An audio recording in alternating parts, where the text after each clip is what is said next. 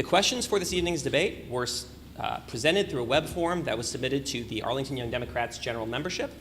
Questions were selected from that group by our question selection committee, 2 outstanding Arlington Young Democrat board members who are not only officially neutral, and of course in their official capacity, all of Arlington Young Democrats are neutral, but who are also personally neutral in all 3 races today. Nobody has seen these questions other than the question selection committee and the moderators for each debate, each of whom were handed the questions for the first time just a few moments ago. Donna Brazil has also not seen the questions, in case anyone was worried about it. The debate will work as follows. There will be 2-minute opening statements for each candidate, 1-minute responses to each question, and 2-minute closes. There will be no dedicated time for rebuttals, except, you will notice on the table, each candidate will start with 2 rebuttal flags. For any question where that candidate answers the question first, at the conclusion of the other candidate's answer, the first candidate may immediately raise their rebuttal flag and surrender it to the moderator, which will give them 20 seconds of dedicated rebuttal time for that question. The candidates have been strongly encouraged to spend their time for each question, including any rebuttal flag usage, responding to that particular question. However, there are no rules, and there are rules, but there is no rule that prohibits candidates from using their time in whatever manner they choose, including if they wish to respond to a previous question. At the end of the day, we leave it to you to decide for yourselves whether each candidate has fully answered every question to your satisfaction. Finally, a few ground rules for everybody here. We have a tight schedule. Please, please, please keep your applause to a minimum, and under no circumstances should you applaud during a candidate's answer. Number 2, please, to the extent possible, stay seated in between the debates. We have very quick transition times, and if you're going to leave, please do so quickly and quietly. And finally, those of you who know me know that I try not to be particularly serious very often. This is extremely serious. We will absolutely not tolerate during this debate any jeering, heckling, or verbal outbursts directed towards either of the candidates or any of our moderators. This is the one opportunity we have for the candidates to respond to questions exclusively submitted by Young Democrats. It's your one opportunity to hear their answers, and anyone who verbally interferes with this debate will be immediately asked to leave. Let's try to remember that we need to treat everyone here with respect, and at the end of the day, no matter how contentious these races are, we're all on Team Blue. So with that out of the way, I would like to welcome the first 2 candidates to the stage, Senator Barbara Favola and challenger Nicole Merlene.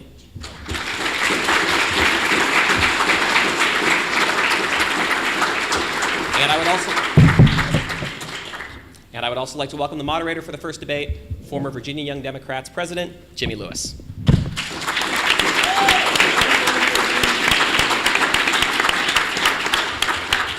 All right, how's everybody doing tonight? Yeah. Well, thank you all very much for being here, and thank you also to our candidates, not only for being here, but for stepping up and running and representing our community. It is not an easy thing to run for office, as I'm sure they could say and tell us in depth, but we'll move on beyond that. So thank them so much for being here and for everything they do in our communities. So we'll go ahead and get started with our 2-minute opening statements. Senator Favola won the toss beforehand, so 2 minutes to you. Okay, great. Nope. Is there some question about who won? I don't. No. Remember who won that draw? She did.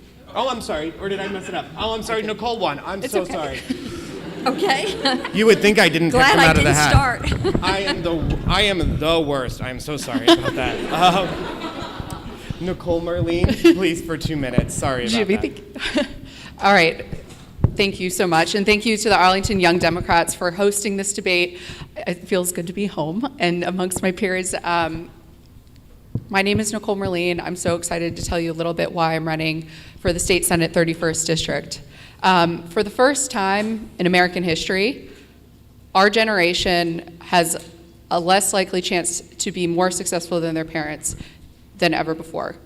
As a renter, as someone who completely relies on public transportation because they can't afford a car, as someone who went out of state and had to pay out-of-state tuition for college, as someone who has very small prospects of owning a home in Northern Virginia, unless I were to be married. And even then, You come back to this question, do I even want to be married? Because the cost of having a child is literally the highest in the entire country, right here in Arlington County, Virginia. And when I think about the future and what the future holds for those children, our environment comes to mind. And have we taken the action that is needed to put us on a sustainable path forward? Do we have leadership down in Richmond that's willing to stand up to Dominion? Do we have leadership that is willing to stand up to all of the things that I just listed? Public transportation, renters' rights, making sure that we have affordable health care, making sure that we have a place to live for every spectrum of income. And so what I hope to bring to the table is not only my lifelong experience of being an Arlington County resident, having gone through Arlington County Public Schools, being a renter, and leading from my neighborhood to the county and to the national level on all of those issues. I hope to be a representative of you, and I hope to not, I hope to not be sold to the highest bidder, not be representative of those that have donated the most and or are my clients. Thank you, and I hope to tell you a little bit more about what I plan to do. Thank you, Nicole. Senator Favola, you have the floor for 2 minutes. Thank you so much. Thank you, YDs. It is a pleasure to be here, and thank you for hosting this. I guess many of you know me. I served on the county board for 14 years before I was elected to the Senate 8 years ago. So I do know this community inside and out, and have fortunately been a leader in this community, chaired the county board multiple times at the time when the county was making headway in creating affordable housing. And I have been recognized for that and for my personal leadership in that. In fact, I was sued 3 times trying to put affordable housing into my neighborhood, which we did succeed at. So thank you. I am a pragmatic progressive. I've passed over 40 bills in the General Assembly. My focus has been on children's health, on improving access to health care for everybody. I've worked with the Association of Pediatricians to ensure that primary and preventive care will actually be part of every insurance plan in the Commonwealth. I have worked on gun safety measures, and I've been endorsed by the Brady Group, and I have done yeoman's work on the environment. In fact, I was just awarded the 2018 Energy Freedom Award from the Sierra Club. So thank you to those of you who may be involved in those efforts. Going forward, I'm going to double down on workforce training. I've always been passionate about higher education. I think it's a pathway for those of us who need to achieve great things, who should achieve great things, in a way to narrow that income gap. So I have a plan for debt-free community college for high workforce tracks. I am extraordinarily excited about it. The business community is excited about it. And most importantly, individuals from all walks of life believe that's the opportunity we should grasp. I'm also working on ensuring that every insurance plan in the Commonwealth provides certain basic levels of primary and preventive care. Moving forward, I will continue to give us will continue to give us higher teacher salaries for K through 12, smaller class sizes, and a quality school system throughout the Commonwealth. It's a pleasure to be here again. I look forward to your questions. Thank you, Senator. Thank you both of our candidates for their opening statements. So we'll go ahead and start with questions. And I believe, looking at the rules, that the first question goes to Senator Favola, since you were first. You were second. So, opening my binder.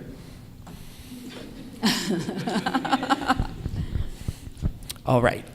In your career, how have you fought to protect vulnerable communities and populations in Arlington? For example, what specific achievements can you point to as your role as a state senator that have benefited low-income families in our community? It is a great question. What I have done is advocated for additional dollars to our at-risk school systems. These are school systems in the poorer pockets of the Commonwealth, and it has been incredibly important that more resources be placed in these school systems. I have also been a strong advocate of improving the safety net for those most at risk in our school system, which would mean ensuring that school systems have the resources they need to enlist folks in the free and reduced lunch program, ensuring that school systems have the resources they need to provide after-school care for all of our kids. And then, of course, as an Arlington board member, I chaired the Northern Virginia Regional Commission, which brought millions of dollars to this region to ensure that we had gang prevention activities throughout our school systems in the Northern Virginia region. Great, thank you. Ms. Merlene, the same question. In your career, how have you fought to protect vulnerable communities and populations in Arlington? What specific achievements can you point to in your role that have benefited low-income families?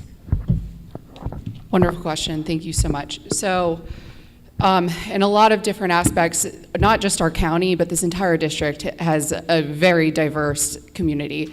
From the Pike all the way to Sterling, this district is very, very different and has different paths forward. And so when you talk about the opportunities provided to a K through 12 student that might be along Columbia Pike and the opportunities that they have versus the folks that are a little bit closer to the McLean border, it's not the same. And so when you're talking about investing in our communities and our schools, making sure that when we're talking about a fourth comprehensive high school, for example, that we have full field access for that school being built out. What I've done in the community is at the economic development level, we've been a leader on making sure, as Barbara had mentioned, that we have workforce development, not just for, the top tier schools, but also Nova and Longwood. Thank you. Great.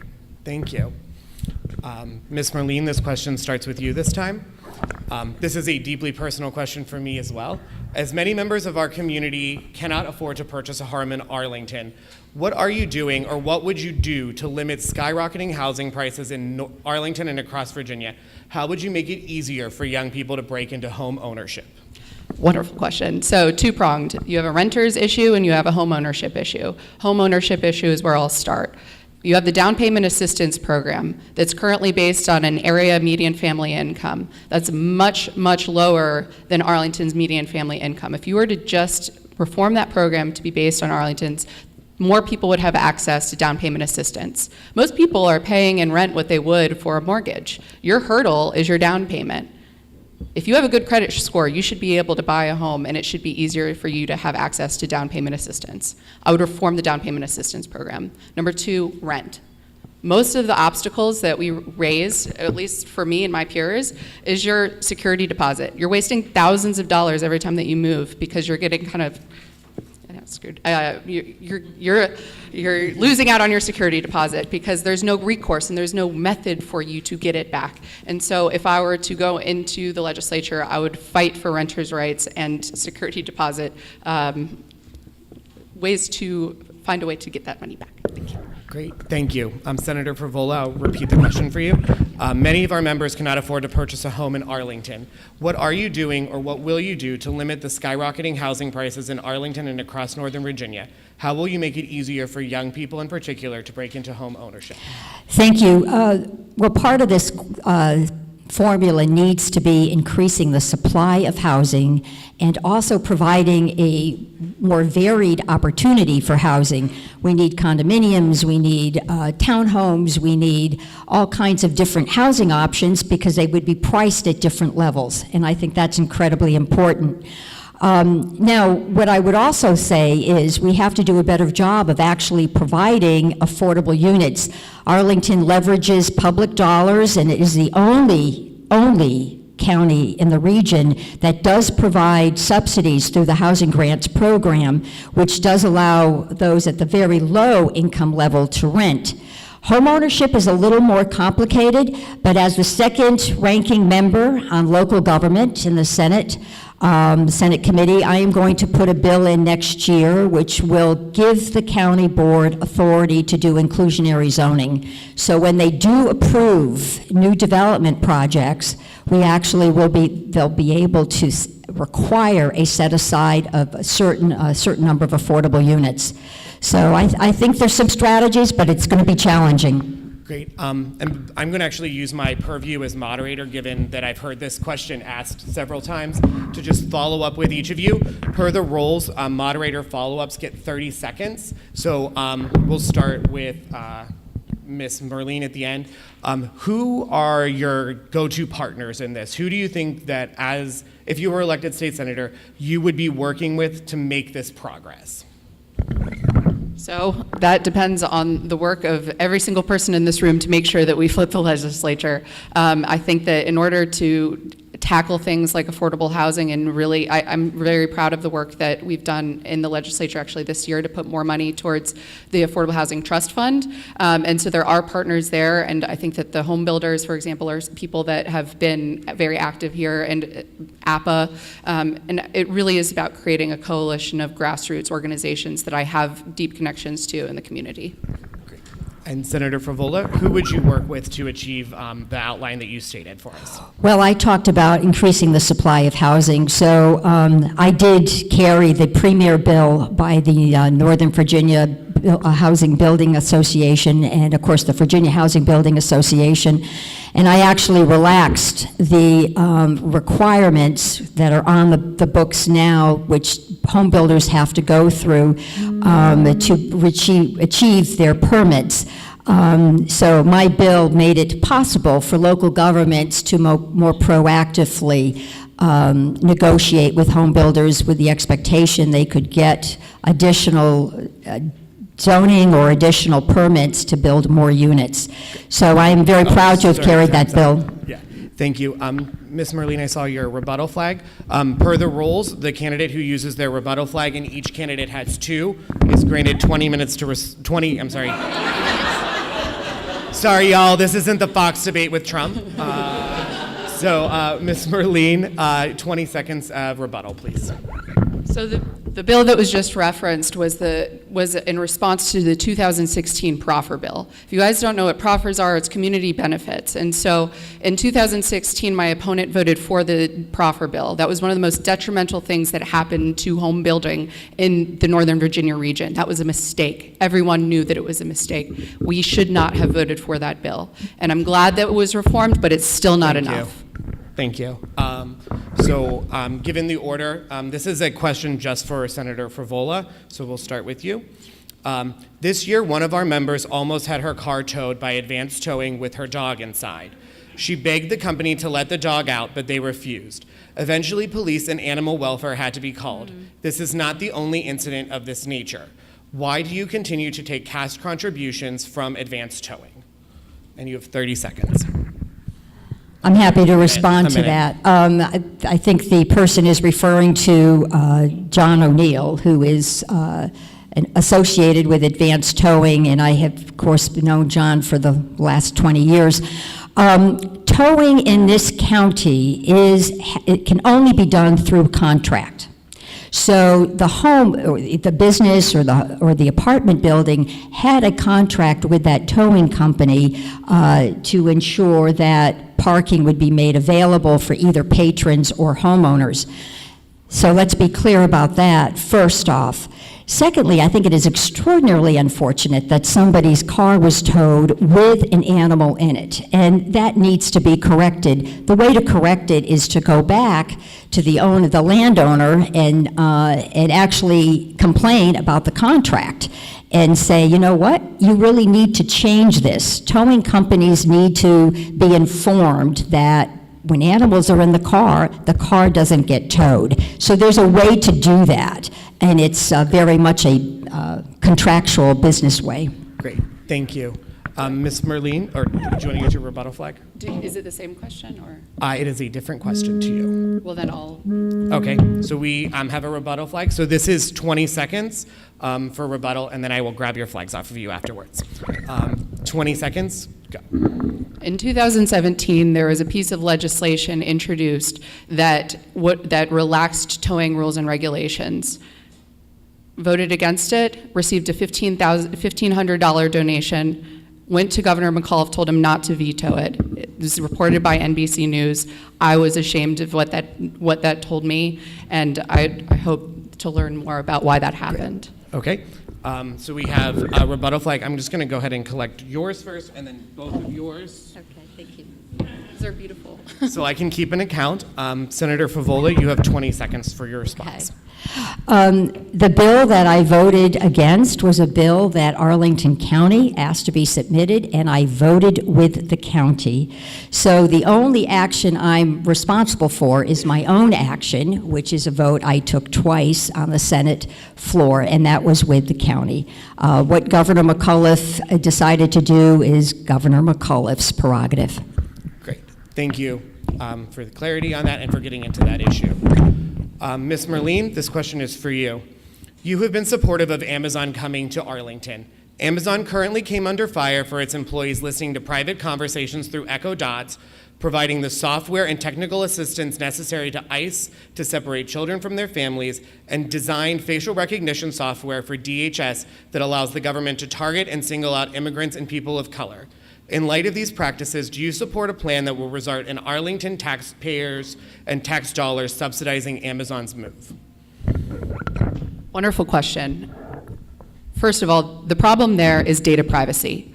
We have a lack of leadership on data privacy, period. No one is talking about it. We don't have anyone that understands data privacy. And so not only does the state of Virginia not understand the data that is collected, where it's stored, where it's going, how long it's staying there, where it's going when it's done, we don't have any rules and regulations about that. And that's a huge federal issue, but there's a lot that we can do to tackle that at the state level. And I hope to be a leader on data privacy because I'm terrified. And this has nothing to do with Amazon. I mean, do they exhibit those practices? Yes. Do every single major internet company in the entire country do the same thing? Yes. And we need to tackle all of those issues. Is Amazon good for the community on net benefit? Yes, I do believe that, because if you've driven through Crystal City, you knew that that needed a revitalization. We need that tax revenue, and I'm so proud of the jobs that it will create in the tax revenue, not only to the state, but also to the county, and the progressive values that we'll be able to put forward and invest in because of that. Thank you. Great, thank you. Senator Favola, we'll start this question with you. What is your understanding of the policy elements contained within the Virginia Green New Deal? Do you support the Virginia Green New Deal? Why or why not? And I will allow you guys to go a little bit further than just the Green New Deal and talk about environmental pieces, given that you've both done a lot on that as well. Okay. Well, the Green New Deal is a plan, and it's got, I think, a great framework for how to achieve some significant changes in the way we're dealing with our climate and the way we're dealing with greenhouse gas emissions. I expect the Green Plan to evolve over time. One of the challenging parts is how we use market rate credits to really achieve sort of a greenhouse reduction in greenhouse gas emissions. I'm very interested in that. I think it's probably more of a federal issue than a state issue, but I am encouraging the governor and I'm encouraging lawmakers in Virginia to allow Virginia to participate in the Mid-Atlantic Greenhouse Gas Initiative emissions program, the reduction in greenhouse gas initiatives. So yes, there's plenty to do, and I think we need to keep working on that. Great, thank you. Ms. Merlene, you have 1 minute, and I can read the question again. What is your understanding of the policy elements contained in the Virginia Green New Deal? Do you support the Virginia Green New Deal? Why or why not? What other environmental issues would you prioritize? Thank you for the question. I am so proud to have led on this issue and making sure that I was the first to announce my support of the Green New Deal. What that means to a lot of different people means different things, but what's important to me is that we're creating jobs and creating a green economy, because the only way to create buy-in for this sort of a thing is to make sure that everyone is benefiting. And so I've been talking to a lot of environmental groups, and there's a lot of exciting ideas on the table. Right now, when you recycle something in Northern Virginia, chances are it's not actually getting recycled. It's going to the trash. We don't have the receptacles to actually be able to accept them and then resell them. And so there are new technologies out there, for example, that would take things like your glass that has been crushed in the process of recycling and transform that into road. And there's nothing more expensive than laying down a road. And so if you're able to repurpose things like recyclable goods and put that towards our transportation system, which is exorbitantly expensive, I think that's a win-win. And that's the essence of the Green New Deal, which I strongly support. Great. Thank you. Thank you. This question is for both candidates as well, so we'll start with Ms. Merlene this time. Do you believe that interns, either in Richmond or in your campaigns, should be paid? Why or why not? Great question. As someone who went through the unpaid intern process for almost 8 years, I strongly think that we need to be supporting interns financially, at minimum with a stipend. With campaigns, it is very difficult to fundraise. And I think that the way that we do campaign finance reform needs to reflect a grassroots-oriented mission, and so that we're actually able to have a level playing field, especially for people that are primarying an incumbent. It's really expensive. And so at the federal level, yes. At the state level, yes. With public funds, it's a lot easier than when you're doing fundraising, I will say. I have given stipends, but a full paid internship is really hard, and so you have to meter hours. And that's not a great answer for a campaign, but as far as getting employed by the state or the federal level, we should absolutely be paying our interns. Thank you. Great, thank you. Senator Favola, the same question for you. Do you believe that interns, either in Richmond or in your campaign, should be paid? Why or why not? The interns in Richmond are not paid. We have an internship program which we work with the surrounding universities, and the expectation is they, in fact, will get school credit. So they're not paid when they're working for us in Richmond. On a campaign, however, that is the decision of the candidate and how he or she chooses to allocate dollars. I do have a stipend program for my interns. Many of them are college interns. I've structured the program in a way where they're likely to achieve college credit, and I do provide a stipend, a monthly stipend, with the expectation that they'll work a certain number of hours per month. It has worked out beautifully, and I am delighted that so many college students have decided to join my campaign. Great, thank you. And just so I believe that I heard both of your campaigns have provided stipends then to interns, correct? Yes. Yes, which is Modest. great to see and really important. And you guys, both of you are clearly walking the walk and not just talking the talk. So thank you guys for everything that you do. So I have one last question, and we will end on a very positive note. So we'll start, I believe Senator Favola, you start this time. What is one thing that you admire about your opponent? This seems to be a common question. I think I was asked that at the breakfast. I think my opponent brings a lot of energy to the conversation, and I think she has some interesting ideas. And I hope she can build on these ideas and maybe look at a number of opportunities with which she could continue to participate in the conversation on public policy. Great, thank you so much. Ms. Merlene, the question to you. What is one thing you admire most about your opponent? Yeah, thank you for the question. And I think that Barbara has been a fixture in Arlington County for a number of years. And I think that she's done a great job for the county. I think that there has been a lot that we can look forward to, but I appreciate your service for the past several years. Thank you. Great, thank you so much. At that, time has expired for the question portion of this debate. We will move into the 2-minute closing statements. We will also use the same order from earlier for the opening statements. So, Ms. Merlene, you'll be recognized for 2 minutes for your closing statements.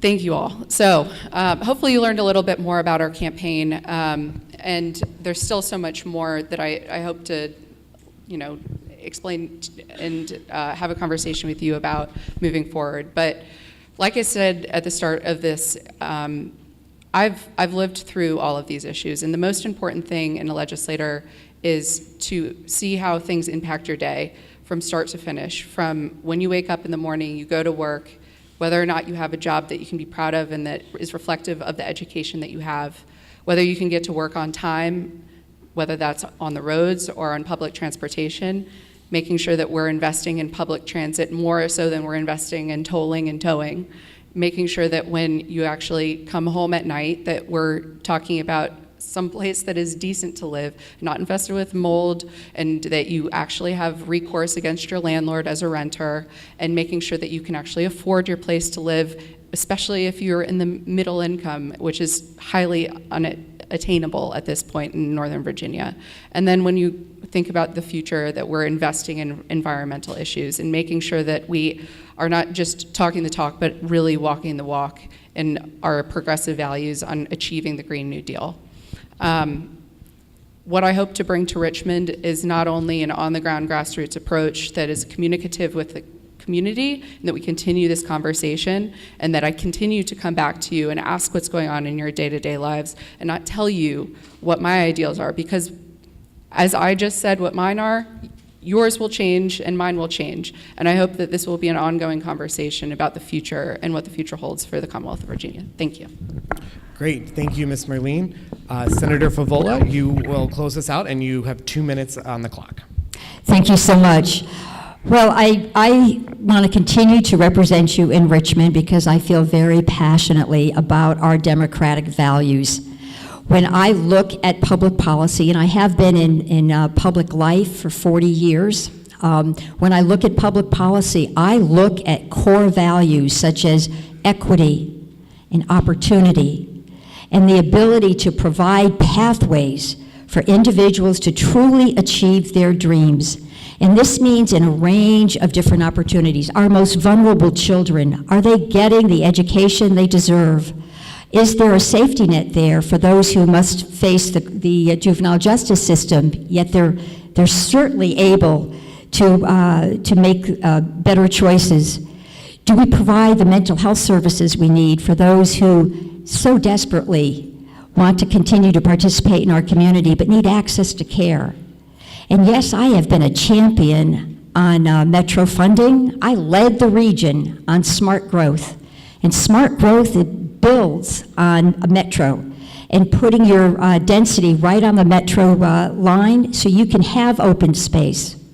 Of course, I advocated for, drafted, and funded 3 proposals that have brought millions of dollars into Arlington for multimodal transportation, and I'm very proud of that.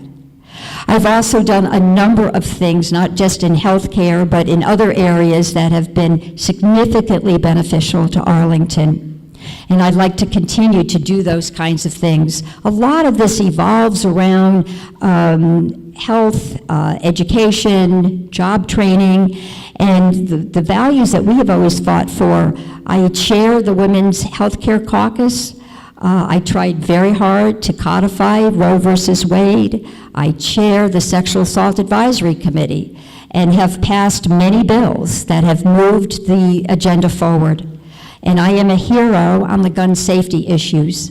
These are the kinds of things you care about and I care about, and you need to send me back to Richmond, and I thank you.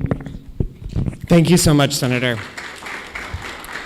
With that, the time for this debate has concluded. I will take a brief moment and remind you the primary election is June 11th, in case you didn't know. The deadline to register is May 20th, and you can, if you request an absentee ballot, you will get it by June 4th. Thank you guys again.